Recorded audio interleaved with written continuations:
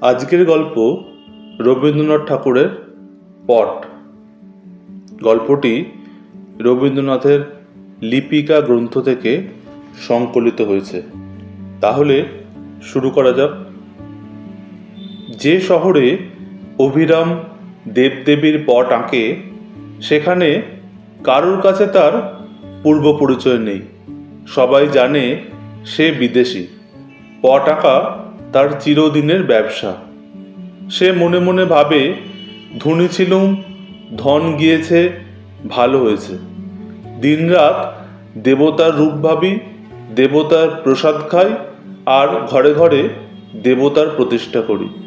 আমার এই মান কে কাটতে পারে? এমন সময় দেশের রাজমন্ত্রী মারা গেল। বিদেশ থেকে নতুন এক মন্ত্রীকে রাজা আদর করে আনলে। সেদিন তাই নিয়ে শহরে খুব ধুম। কেবল অভিরামের তুলি সেদিন চলল না। নতুন রাজমন্ত্রী এই তো সেই কুড়িয়ে পাওয়া ছেলে, যাকে অভিরামের বাপ মানুষ করে নিজের ছেলের থেকেও বেশি বিশ্বাস করেছিল। সেই বিশ্বাস হলো সিধকাঠি। তাই দিয়ে বুড়ো সর্বস্ব সে হরণ করলে। সে এলো দেশে রাজমন্ত্রী হয়ে।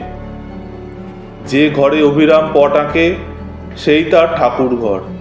সেখানে গিয়ে হাত জোর করে সে বললে, এই জন্যই কি এতকাল রেখায় রেখায় রঙে রঙে তোমাকে স্মরণ করে এলুম? এতদিনে বর দিলে কি এই অপমান? এমন সময় রথের মেলা বসল। সেদিন নানা দেশের নানা লোক তার পট কিনতে এলো। সেই ভিড়ের মধ্যে একটি ছেলে, তার আগে পিছে লোক লস্কর। সেই একটি পট বেছে নিয়ে বলল, আমি কিনবো। অভিরাম তার নফরকে জিজ্ঞাসা করলো, ছেলেটি কে? সে বলল, আমাদের রাজমন্ত্রীর একমাত্র ছেলে। অভিরাম তার পটের ওপরে কাপড় চাপা দিয়ে বলল, বেচবো না। শুনে ছেলের আবদার আরো বেড়ে গেল। বাড়িতে এসে সে খায় না, মুখ ভার করে থাকে। অভিরামকে মন্ত্রী থলি ভরা মোহর পাঠিয়ে দিল। মোহর ভরা থলি মন্ত্রীর কাছে ফিরে এলো। মন্ত্রী মনে মনে বলল, এত বড় স্পর্ধা!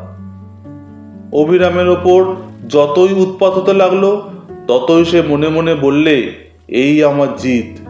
প্রতিদিন প্রথম সকালেই অভিরাম তার ইষ্ট দেবতার একখানি করে ছবি আঁকে। এই তার পূজা, আর কোনো পূজা সে জানে না। একদিন সে দেখলে ছবি তার মনের মতো আর হয় না। কি যেন বদলে গেছে। কিছুতেই তার ভালো লাগে না। তাকে যেন মনে মনে মারে। দিনে দিনে সেই সূক্ষ্ম বদলে স্থূল হয়ে উঠতে লাগলো। একদিন হঠাৎ চমকে উঠে সে বললে, বুঝতে পেরেছি। আজ সে স্পষ্ট দেখলে দিনে দিনে তার দেবতার মুখ মন্ত্রীর মুখের মতো হয়ে উঠছে। তুলি মাটিতে ফেলে সে বললে, মন্ত্রীরই জিত হলো।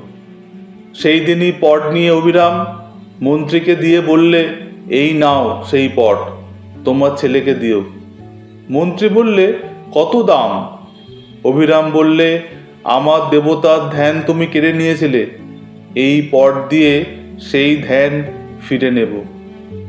মন্ত্রী কিছুই বুঝতে পারল না।